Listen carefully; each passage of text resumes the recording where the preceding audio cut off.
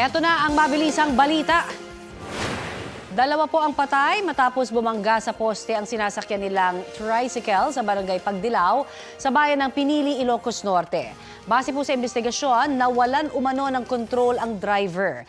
Galing inuman ang mga biktima na bibilisan ng pagkain sa kabilang bayan. Sugatan naman ang isa pa. Patuloy ang investigasyon. Sa Ilagan City, Isabela, nahulog sa tulay ang isang kotse. Ayon po sa police report, sugatan ang driver at mga kasama niya. Patuloy ang investigasyon sa dahilan ng aksidente. Mga kapuso, para sa mga maiinit na balita, mag-subscribe sa GMA Integrated News sa YouTube. Sa mga kapuso abroad, subaybayan niyo po kami sa GMA Pinoy TV at sa www.gmanews.tv.